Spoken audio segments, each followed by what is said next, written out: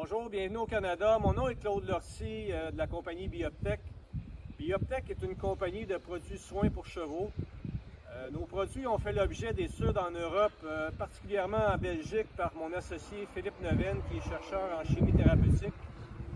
Alors, ils ont tous fait l'objet d'enregistrements chez Santé Canada. Bioptech est très fier de supporter le programme EQ Junior. Voyons qu'avec le système de présentation de cas cliniques, c'est une bonne façon de préparer la relève. Alors, je vous invite à l'intérieur à l'atelier pour rencontrer les étudiants.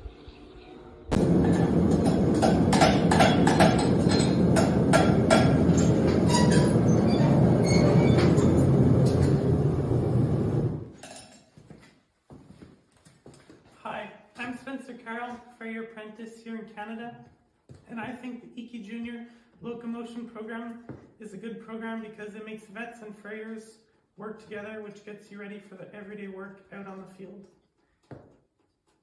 Bonjour, je m'appelle Noah, je suis finissant du programme de maréchalerie à la Pocatière. Jusqu'à là, en me joignant à l'équipe d'EQ Junior, j'ai rencontré plein de gens qui étaient investis dans la transmission de savoir. Puis j'invite tous les jeunes de la relève à joindre à ce programme-là. Puis bonne chance. And good luck to everyone at the EQ meeting. Thank you.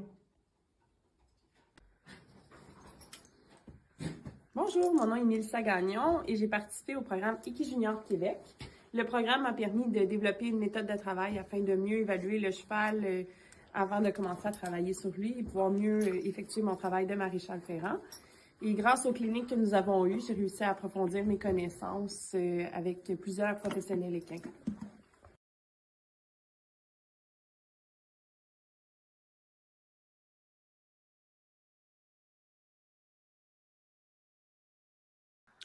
Donc Louis, à toi de jouer. Bonjour à tous, voilà, une nouvelle présentation EQ Junior. Donc ça va être l'équipe mixte de maréchaux ferrants et vétérinaires du Québec avec le sponsoring de l'entreprise Bioptech. Alors dans le jury, on a donc Anne-Charlotte qui est vétérinaire, Bruno Bopp, vétérinaire également sur Toulouse, Sébastien Cor, donc le grand chef vétérinaire à Livet. On a Claude Lorty, donc maréchal ferrant au Québec. Franck Tabat, maréchal ferrant et formateur à Saint-Hilaire-du-Harcouët. Xavier Gomez, maréchal ferrant du côté de Limoges. Et moi-même, donc, qui suis maréchal ferrant en Haute-Savoie. Voilà. On va pouvoir lancer la vidéo et on vous posera les questions tout à l'heure. Bonjour, nous sommes l'équipe québécoise composée de Charlie Guilbeault et Charles-André Lemieux comme apprentis maréchaux ferrants et de moi-même, Adriana Schwarzer, étudiante en médecine vétérinaire à l'Université de Montréal, et nous allons vous présenter notre cas clinique pour le concours EQ Junior 2023. Donc, nous avons Wilson, un hongre quarter horse alezan de 12 ans, qui est présenté pour boiterie du membre postérieur gauche et une déformation du pied correspondant. Il était un cheval d'école en centre de randonnée où il a été utilisé occasionnellement comme cheval de randonnée. Il est aussi 24 heures sur 24 dehors sur un paddock de gazon. Au niveau de son historique médical, on a une possible historique de fracture du pied postérieur gauche, mais nous n'avons aucune information concernant l'événement. Sinon, sa boiterie est constante, il n'y a pas eu d'évolution de son cas dans les derniers temps. Nous avons donc procédé à son examen clinique en commençant par l'examen statique. À l'examen des vues latérales, on peut décerner une cote de chair de 4 sur 9, puisqu'on peut voir les côtes, mais il est tout de même en bon état de santé. On note qu'il se place aussi légèrement sous lui. Il faut aussi mentionner qu'il était très difficile de le placer au carré, comme à l'image de droite. Il ne voulait pas rester dans cette position assez longtemps, ce qui peut être un signe de douleur et d'inconfort au membre postérieur gauche. Aux vues de face et derrière, on note un valgus des membres pelviens, une hypertrophie des muscles du membre pelvien droit, surtout au niveau de la cuisse, donc des fessiers, du biceps fémoral et du semi-tendineux, semi-membraneux, et une atrophie des muscles du membre pelvien gauche. Une hypothèse qui expliquerait la différence au niveau musculaire serait que Wilson se porte beaucoup plus sur son membre pelvien droit afin de soulager son membre pelvien gauche douloureux. Nous l'avons particulièrement noté lorsque nous voulions le mettre au carré, puisqu'il ne voulait que s'appuyer sur son membre pelvien droit au repos. Ainsi, il est devenu plus musclé du côté droit et il a perdu de la masse musculaire du côté gauche.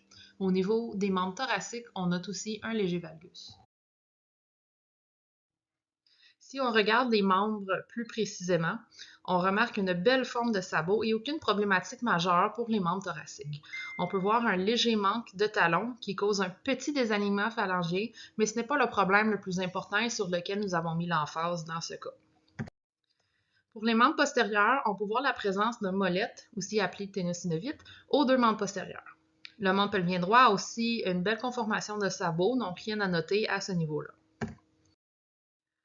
Et là vient le pied problématique.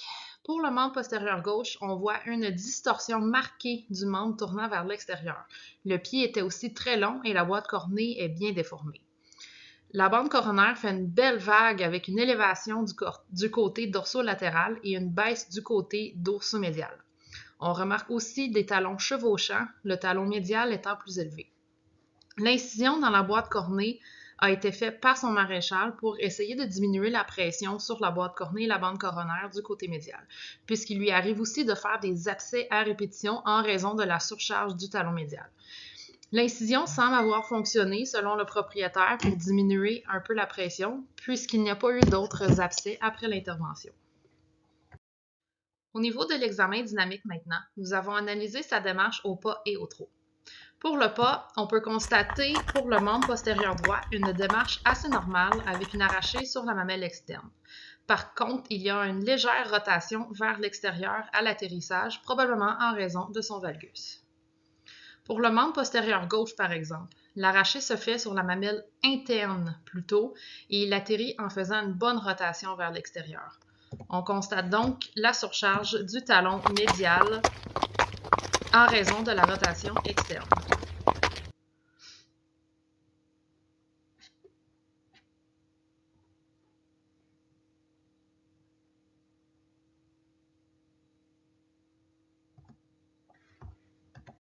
Lorsqu'on amène Wilson au trot, on constate une boiterie de grade 4 sur 5 selon l'échelle de l'AAEP pour le membre postérieur gauche, puisque la boiterie est marquée au pas et au trot. Dans la vidéo, on peut très bien voir comment l'anche gauche reste plus haute lorsque l'anche opposée reste à niveau.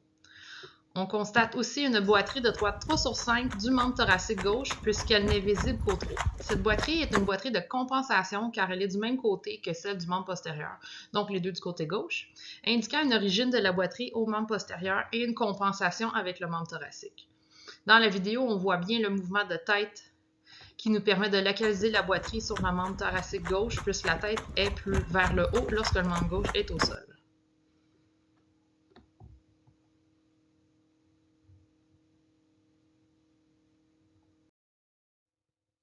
Nous avons aussi longé Wilson dans le sable mou pour voir la différence avec le trot sur surface dure.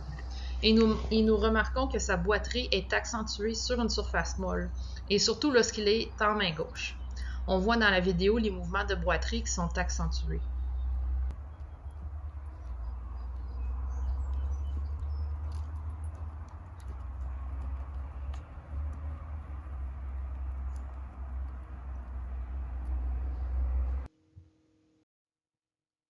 En plus des examens statiques et dynamiques, nous avons procédé avec quelques examens complémentaires.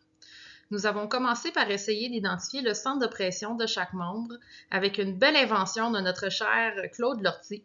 Donc, au lieu de la méthode traditionnelle, nous avons construit une plaque pour chaque pied avec des trous aléatoires pour mettre un boulon dedans et voir dans quel trou le cheval serait capable de se tenir à l'équilibre sur le boulon. Et ces images correspondent à nos résultats pour chaque pied. Le point en noir sur le pied correspond à l'emplacement du boulon sur la plaque et donc au centre de pression de chaque pied. On peut constater que notre pied gauche, qui est déformé, a évidemment un centre de pression déplacé médialement et caudalement, ce qui correspond avec la constatation de surcharge du talon médial. Pour le pied droit, le centre de pression était pas mal en position théoriquement normale, démontrant une forme de pied se rapprochant de la normale. Ici, c'est pour vous montrer comment nous avons procédé à ces examens. On confirmait la position à l'équilibre en passant une règle tout le tour du boulon et en bougeant le membre pour le faire pivoter sur le boulon. Le dernier examen complémentaire que nous avons fait sont des radiographies pour voir l'étendue des dommages osseux dans la déformation du pied. Le premier mot qui nous vient en tête en regardant ces radiographies, ouch! On constate en comparaison avec la radiographie du pied droit une grande prolifération osseuse au niveau de l'aspect dorsal de P2 avec une perte de différenciation de la corticale de l'os, l'aspect plantaire de P2, au processus extenseur de pied 3 et à l'aspect articulaire du naviculaire et de pied 3. Sur la vue dorsoplantaire, on constate des dommages au niveau du condyle latéral P2, notamment un affaissement de la hauteur de P2 et une perte de différenciation du cortex et une présence d'un possible trait de fracture. Au niveau des articulations, on constate que l'interphalangienne proximale n'est pas affectée, mais que l'interphalangienne distale et naviculaire est très affectée. Donc, pour faire un résumé de ce que nous avons noté dans les examens, au niveau de l'examen statique, on a une belle déformation de la boîte cornée du pied du membre postérieur gauche. On a un valgus de l'articulation interphalangienne proximale qui apporte une déviation de la boîte cornée en mamelle latérale, donc qui pointe vers l'extérieur. Le point d'équilibre ou le centre de pression du membre est entre la pointe de la fourchette et le talon médial, donc déplacé médialement. Et on a une grande surcharge du talon médial du sabot, comme on peut voir dans l'image du fer mis pendant l'été. On voit l'usure du fer où le talon médial frotte et porte beaucoup de charge, alors que cette usure n'est pas présente du côté latéral. Au niveau de l'examen dynamique, on a un arraché sur la mamelle interne au lieu d'externe pour le membre postérieur gauche. On a une boiterie de grade 4/5 pour le membre postérieur gauche et une boiterie de compensation de 3/5 pour le membre thoracique gauche. Et la boiterie est accentuée lorsque le cheval se déplace en surface molle, surtout à la main gauche. Les diagnostics que nous pouvons déterminer pour Wilson sont une ossification interphalangienne distale qui est probablement due à une fracture d'origine inconnue et de l'arthrose interphalangienne distale secondaire à la fracture et la déformation par le manque de cartilage articulaire qu'on peut remarquer aux radiographies. Ceci cause une boiterie mécanique qui pourrait potentiellement s'améliorer, surtout côté douleur, si l'articulation s'ossifie complètement avec une adaptation de la démarche. Il faut aussi noter que nous n'avions pas beaucoup d'informations concernant son historique médical, donc il est difficile de confirmer un diagnostic complet et précis. L'idéal serait de connaître le bagage complet de Wilson pour être capable de déterminer précisément ce qu'il s'est passé et donc trouver l'origine de la boiterie. Donc, pour aider Wilson le plus possible dans sa condition, nous avons déterminé 2 objectifs de parage. Avec la déformation osseuse présente dans le pied, il sera impossible de reformer le pied pour le ramener à une forme anatomiquement normale seulement par le parage et le ferrage. Nous nous sommes donc donné comme objectif de rendre le cheval le plus confortable possible dans sa démarche et d'essayer de ramener le centre de pression le plus possible à son emplacement théoriquement normal pour réduire au maximum la surcharge médiale observée. Dans la photo de gauche, nous pouvons voir que l'allongement de la fourchette démontre un pied qui a migré vers l'avant avec un centre de pression statique qui est loin d'être à son point d'origine, qui doit être situé à environ 10 mm de la pointe de la fourchette parée. Nous savons aussi que le centre de rotation articulaire se trouve à la jonction des bords et de la sole. Ces paramètres démontrent bien le déséquilibre d'un angle plantaire négatif vu dans la radiographie latérale. Nous avons donc choisi de raccourcir la pince jusqu'à l'obtention d'une ligne blanche cerne.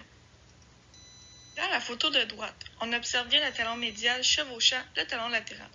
Cette condition démontre la surcharge causée par le déplacement du centre de pression statique médialement créant du même coup un tiraillement au niveau de la fourchette, qui est sans doute la cause d'une fourchette nécrosée dans bien des cas semblables. Heureusement, dans le cas présent, nous pourrons l'utiliser pour notre ferrure. Pour le premier ferrage, nous avons choisi un fer en cœur pour apporter du support à la partie caudale du pied et pour prendre appui sur la fourchette afin d'aider à décharger notre côté interne avec une suppression du quartier jusqu'au talon. Cela va nous aider à replacer notre point de pression au centre du pied. Les modifications faites sur le fer sont un orteil roulé pour faciliter l'arraché et une branche asymétrique afin de rééquilibrer la base d'appui sous le membre, biseauté en latéral pour diminuer la base d'appui et laisser de la garniture en médial pour équilibrer le pied sous le point de pression. Sachant qu'il est difficile pour les membres pelviens d'être en position passive comparativement aux membres thoraciques qui possèdent des brides carpiennes et radiales. Repositionner le centre de pression statique servira à encourager le cheval à tenir une position plus campée de derrière et ainsi placer son canon dans un axe qui permettra une position plus passive. gauche, il n'y a rien à rajouter car nous en avons parlé en profondeur. La photo du milieu, l'observation de la frontale démontre un pied en éversion avec un appui diagonal, c'est-à-dire un talon médial rentrant vers l'intérieur et une mamelle externe sortant vers l'extérieur du membre. Sur ce même plan, à noter, les lignes de contrainte au niveau de la partie proximale de la pince jusqu'à la fin du quartier latéral. La photo de droite. Sur la vue caudale, l'objectif est de venir positionner notre base d'appui sous le bord coronaire médial afin d'encourager le boulet à venir descendre le plus au centre possible pendant la phase de mise et charge du membre. Après ferrage vu de derrière, nous pouvons constater que le pied se dépose en un temps, ce qui est adéquat. L'arraché du pied se fait en mamelle interne dû à sa pathologie. On observe que le cheval billarde, ce qui peut mener à une interférence des membres postérieurs, et le boutelet se charge en interne. Pour le deuxième ferrage, nous avons décidé de continuer avec les fers en cœur puisque nous avons eu de bons résultats. Amélioration de l'équilibre latéromédial, déplacement du point de pression vers le centre du pied, observation d'une décompression du glande médial causée par notre sous-pression et l'emplacement du fer.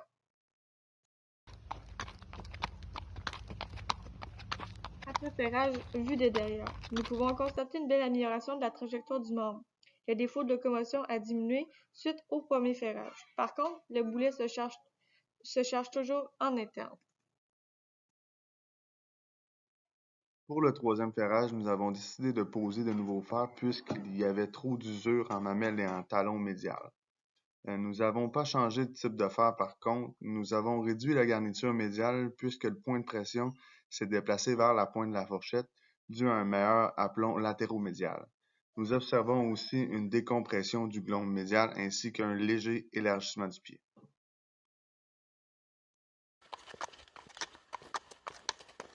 Vidéo après ferrage. Sur la première vidéo, si nous portons bien attention au bruit du déposé du pied, il nous apparaît clairement que le membre postérieur gauche reste moins longtemps au sol. La phase postérieure est plus courte comparativement au membre contralatéral. Sur la vidéo vue de derrière au pas, nous remarquons le valgus du jarret qui crée un mouvement d'abduction du membre postérieur gauche. Encore une fois, une belle vue du pied en éversion pendant la phase de soutien.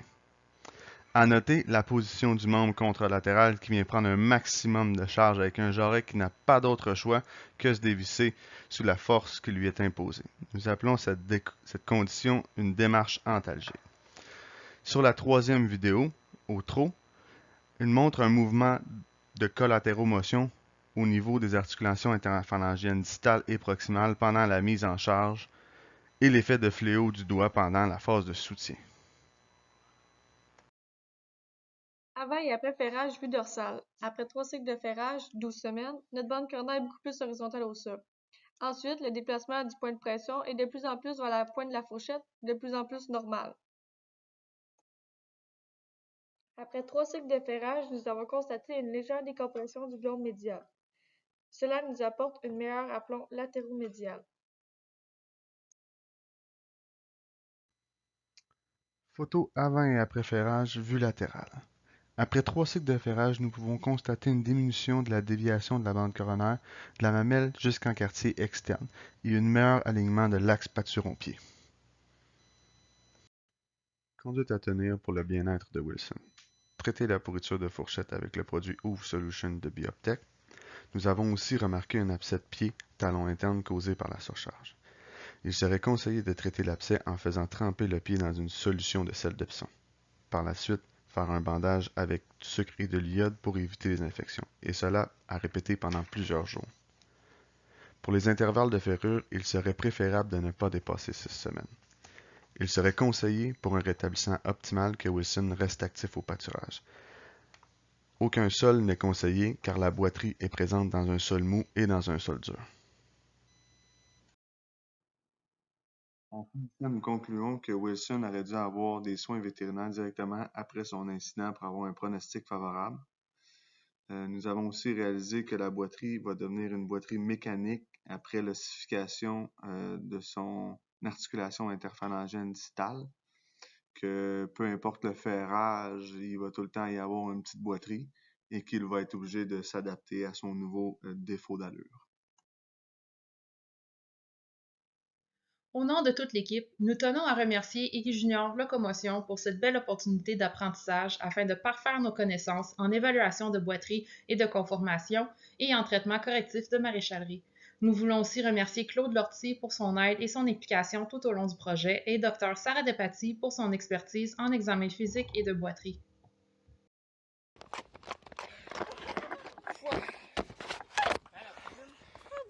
La poutine! Eh ben bravo. Merci beaucoup à tous. C'est un beau cas. Bravo, bravo, bravo. Ouais. Bravo. Bravo Caribou, Claude. Tu peux être fier du boulot. Ouais. Ouais. Je suis bien fier. C'est bien. Ah, c'est top. Hein. Belle présentation. Ouais. Alors maintenant, je pense qu'il va y avoir plein de questions là. Donc ça c'est cool. Voilà. Vous êtes prêts les jeunes? Alors on va vous laisser vous présenter. On va laisser je sais pas, Adriana pour commencer, si tu veux. Faut rallumer les micros en fait, si tu veux bien. Si tu nous entends, Adriana. Ouais, on t'écoute. OK, parfait. Fait que je m'appelle Adriana Schwarzer. Je suis étudiante maintenant de 4e année. Je viens de finir ma 3e année de médecine vétérinaire à l'Université de l'Université de Montréal, le campus de Saint-Hyacinthe. Super, merci à toi. Et maintenant, les maréchaux. Donc, on va laisser Charlie se présenter en premier. Allô, je m'appelle Charlie Guilbeault. Ça fait maintenant 3 ans que je suis apprentie maréchal ferrante et je fais ça à temps plein, en fait. OK. Bienvenue, Charlie. Et Charles-André Lemieux, apprenti maréchal depuis 2019. OK, bienvenue. Et vous bossez où alors tous les deux? Vous bossez avec quel maréchal là-bas du coup? On est dans le bas du fleuve. Moi, j'étais avec Benoît Douville. Moi, j'étais avec Rani Damour. D'accord. Bon. Et c'est toi, Charlie, qui est la championne de cheval, c'est ça? Qui se promène toujours avec ses éperons, m'a dit Claude. Non, c'est pas vrai. Bon, ben super. En tout cas, bravo à vous. C'était chouette d'avoir réussi à communiquer entre vous. C'est sympa. Merci beaucoup. Et vous avez choisi un cas. Il y a de quoi se gratter la tête. Donc ça, c'est sympa. C'est le cheval de l'apprenti Claude, hein, c'est ça, du coup? Exact. Ouais, ok. Bon, bah super. Nickel. Alors, qui c'est qui est prêt à poser des questions alors? Xavier, d'habitude, il lève la main, mais alors là, ah si, ça, je me disais, ça y est, Xavier, il est en retard, mais... Ouais. Non, là, c'est pas vraiment une question, c'est plus, justement, vous avez parlé de l'abcès sur l'un des membres, là, et on le voit bien sur la radio où vous présentez l'examen clinique. On voit bien cette zone d'ombre, en fait, sur la radio de face, sur l'antérieur gauche. Postérieur gauche. Postérieur. Oui, postérieur gauche. On voit bien cette zone d'ombre. Justement. Je sais pas si vous l'aviez remarqué aussi. Non, en fait, c'est vraiment un bon commentaire. Je sais pas si on pourrait pointer la photo parce que c'est pas quelque chose que j'avais remarqué nécessairement au niveau de l'épaisseur, au niveau de l'ombre. Je vais essayer de mettre le... Je cherchais des questions, vu que c'était bien présenté, je l'ai trouvé. Alors, j'essaye d'avancer là où il y a les radios.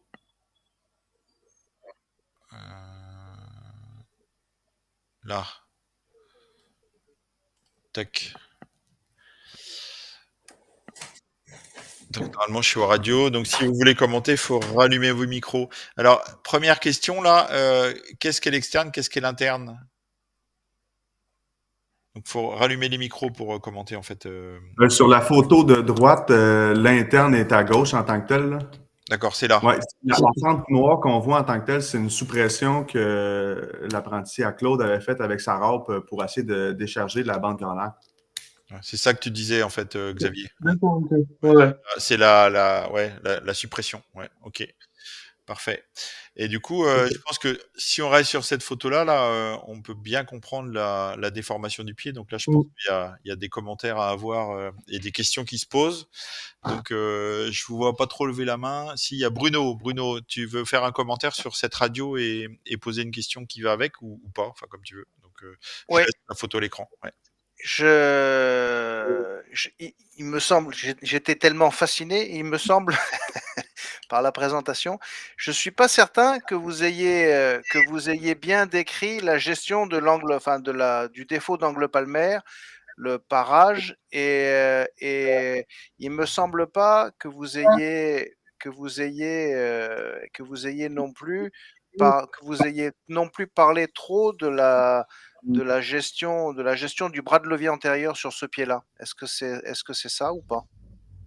Est-ce que vous pouvez nous donner des précisions? Parce que il y avait quand même un gros travail là-dessus. Donc là, il faut Ben, rajouter. Vas-y. Ouais. Ça, c'est des photos qui ont été faites avant que nous, on ait accès au cheval, puis ainsi de suite. Donc, on s'est basé vraiment sur ces radios-là. C'est sûr qu'on voyait qu'il y avait quand même un angle négatif en arrière, fait qu'on a commencé par ôter quand même le plus de pinces possible. En faisant un biseau en orteil, un roller en orteil, on essaie de reculer aussi le point d'arraché le plus possible. Puis, c'était quoi l'autre question? Excuse-moi, là, il y avait beaucoup d'informations. Là. Ouais. La gestion du bras de levier antérieur. Donc ça, je suis même pas sûr de comprendre bien la question. Ben, le départ de pied, vous l'avez géré comment? Le départ de pied. Mais ça, en descendant beaucoup plus l'orteil puis en reculant le fer, on va faciliter l'arraché parce que là, il y a vraiment une grosse angle négative. Là. Ils ont surtout paré la pince. L'orteil, c'est la pince. D'accord. Donc, Caribou. Faut que je traduise parce qu'il est à Toulouse, alors c'est un peu loin. Ouais, c'est ça. Et sur le fer? Ça, on a fait un roller, un biseau. Oui. On a roulé l'orteil le plus possible. D'accord. Ici, là. Ouais, parce qu'on le voit. C'est les traces d'usure les traces d'usure blanche sur la mamelle, sur l'interne. Non, en fait, ça, c'est une photo qu'on a pris 2 secondes et demie trop de retard. Il avait déjà mis le pied à terre, puis il avait tourné un peu sur l'asphalte. C'est ça qui use le fer, en fait, qui a marqué le fer, parce que le fer est neuf là, à ce moment-là. Là. On voit, en fait, qu'il met beaucoup, beaucoup de pression à l'extérieur, puis quasiment pas à l'intérieur. Il roulait vraiment beaucoup sur le côté interne. Là. D'accord. Ok. Ok. D'accord. J'ai d'autres questions, mais allez-y, faites passer. Alors, attends, je reviens au truc initial. Donc, qu'est-ce qu'il y a des questions? Tiens, Anne-Charlotte. Anne-Charlotte, elle est parlée? Ouais, Anne-Charlotte. Petite question, Anne-Charlotte? Non, je rigole. On t'entend plus, Anne-Charlotte? Anne-Charlotte, elle est partie. Elle est partie. Moi, j'ai une question, si vous voulez. Enfin, c'est plus c'est une question sur l'effet. À un moment donné, vous avez parlé de l'effet fléau de la ferrure, du postérieur gauche. Qu'est-ce qui peut justifier cet effet fléau plus important sur le postérieur gauche que sur le postérieur droit? Je pense, en fait, c'est la déviation dans le pâturon là, qui met beaucoup de tension sur le pied, surtout quand il arrache, parce qu'il arrache beaucoup en mamelle interne. Puis, en fait, c'est les ligaments collatéraux qui font aller le pied comme ça avant de redéposer. Là.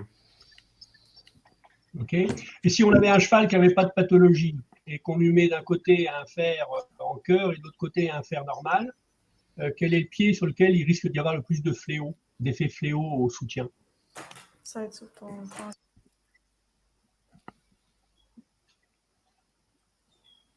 L'effet fléau. Est-ce que vous me voyez bien encore? J'ai fait quelque chose, là, je ne vois plus rien. En fait, je pense que ça va être le fer encore à cause du poids. Mais si il arrache droit dans son alignement, il ne devrait pas avoir tant de mouvements de fléau. OK. Merci. Merci à vous. J'ai bien aimé l'incision sur la paroi à mi-hauteur comme ça, c'est ingénieux.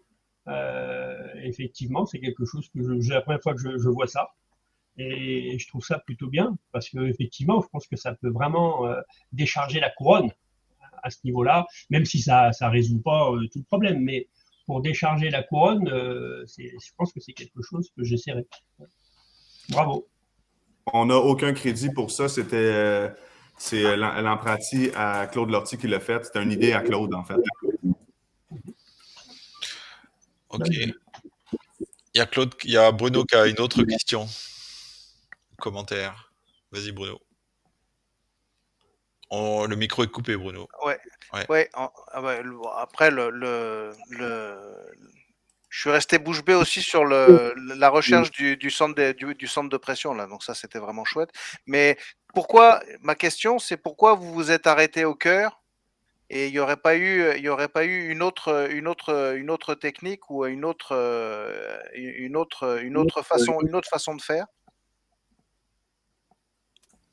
Je pense qu'on aurait pu utiliser un fer barré ou un fer juste asymétrique, mais si on voulait autant décharger notre côté médial en allant chercher un appui sur la fourchette, c'était la meilleure des idées qu'on avait en tête, en fait, là.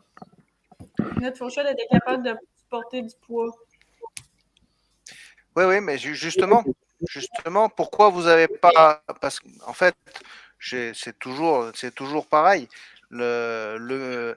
Pourquoi vous n'avez pas continué votre cœur jusqu'à la jonction pince-mamelle en faisant un demi-elliptique, par exemple? C'est pas dans notre vocabulaire, on ne sait pas c'est quoi. Un demi-elliptique, c'est en fait ton cœur, tu prolonges le matériau jusqu'à la jonction de la rive interne de la pince et de la pince mamelle. En fait, tu augmentes ton déport de pied, donc tu es sûr que ton cheval il va poser le plus possible vers ton centre de pression. Demi-elliptique. C'est comme un fer en cœur, mais pas d'orteil. Est-ce que c'est ça? Non. C'est ça. Non, il y a de la pince. Tu gardes, en fait, tu découpes une branche de fer et à la place du cœur, tu mets ta branche de fer jusqu'à la jonction pince-mamelle. Tu soudes. OK, qui remonte jusqu'à la pince mamelle. Voilà. C'est pas des fers qu'on connaît, qu'on voit régulièrement ici. Donc, on a plus resté avec quelque chose qui était, entre guillemets, classique, là. Et dans l'idée, ça a super bien marché. C'est un super boulot. Hein, mais c'est vrai que moi, en première intention, j'aurais pas mis le cœur, j'aurais mis ça. Mais ça a très très bien marché. C'était le début de ma question de tout à l'heure, c'est-à-dire que sur les photos, peut-être que si je vois le faire, je vais comprendre mieux, mais on voit un petit peu moins la gestion du rolling sur la pince. On voit mieux la gestion sur le talon. Alors qu'avec le demi-elliptique, tu comprends tout de suite que de toute façon, le cheval, il va mettre son appui au centre du pied. OK. Mais bon, sinon, ça. magnifique. Merci. Très belle vidéo en suivi comme ça. Là, ah bah ouais, c'est super. Et moi, j'ai une petite question là. Vous avez supprimé l'appui en talon interne, ça c'est bien. Et en garnissant sur votre talon interne, vous garnissez aussi. Donc, vous augmentez la couverture, la surface d'appui. Donc, est-ce que c'est pas antagoniste, ça? Pour déplacer votre centre de pression? Peut-être un peu, oui. Mais la question, c'est vraiment qu'on essaie de décharger notre bande coronaire parce qu'on avait des talons chevauchants. Et la bande coronaire était beaucoup plus élevée aussi en médial qu'en latéral. Et en laissant autant de garniture que ça, puis en faisant un fer asymétrique, on essayait vraiment de plus repositionner le pied en dessous du point de pression statique. Mais on le sait que oui, en fait, en laissant plus de garniture, on peut aller surcharger aussi cette partie-là en même temps qu'on essaie de la décharger. Là, on essaie d'aller rechercher un pied un petit peu plus avec une forme saine, puis moins de tension à l'intérieur. Mais on le sait que c'est une bataille un petit peu difficile à faire, mais on n'essayait pas non plus comme on dirait au Québec, de le rendre neuf. On essayait juste de ramener le pied pour qu'il soit un petit peu plus sain. Parce que la boiterie va tout le temps être là. On l'a vu dans les radios. Il y a des dépôts d'os, fractures, ça c'est sûr. tout le type, et ainsi de suite, là. C'est beaucoup à gérer. Et vous avez refait les tests, donc les tests de début là, de centre de pression. Je pense que c'est les premiers que je vois moi au monde sur un postérieur, donc bravo. Et vous avez vu comment ça évoluait, ou est-ce que vous avez refait des mesures en fait après vos 3 ferrures ou pas? Est-ce que vous avez pu voir s'il se déplaçait ou pas? On l'a vu se déplacer. En fait, sur les photos, je ne comprends pas. Hein. Je pense qu'on les a mis les photos. On voit qu'il s'est déplacé légèrement. On parle d'un centimètre, peut-être 12 mm, mais pas beaucoup plus que ça. J'ai pas assez bien regardé alors. Ouais. En tout cas, vous avez refait les tests à chaque fois pour voir s'il se déplaçait ou pas avec la cale, quoi. D'accord. Ok. Ouais, c'est ça. Ben, c'est parce qu'on a eu juste 3 cycles de ferrage, là. Okay. Donc, ça fait 12 semaines au total. On n'a pas un an d'études sur ce cas-là. Là. D'accord. Parce qu'on est... le Québec, c'est grand, donc on est pas mal loin. Nous autres, on est à 5 heures de chez Claude. Fait que se déplacer à chaque fois, c'était de la job, disons. Ouais. Mais ça valait le coup. Bon, bah super. Vraiment. Ouais, bah écoutez, bravo, c'était vraiment chouette. Et est-ce que vous avez d'autres questions ou commentaires, Louis, Xavier, Franck, Bruno? Non, très bien. Claude, un petit commentaire sur tes protégés? Ben, moi, je veux juste les féliciter. J'avais regardé la vidéo plusieurs fois avant.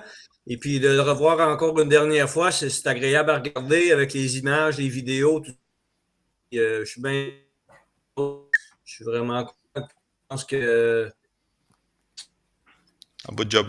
Ouais. L'avenir, ça va être une belle expérience. Bravo.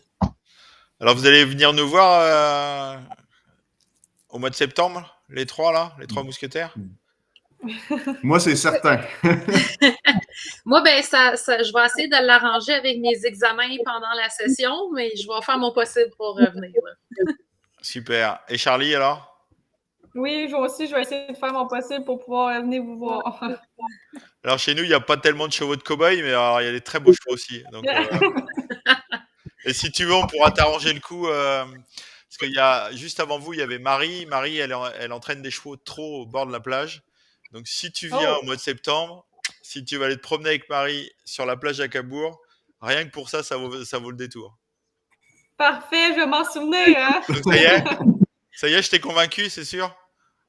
Je vais m'en souvenir, ça, c'est sûr. Fait que, à voir.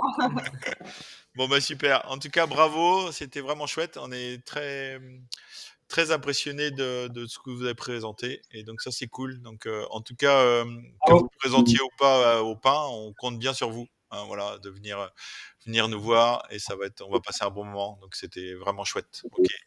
Super, super. Donc, j'arrête l'enregistrement là pour vous.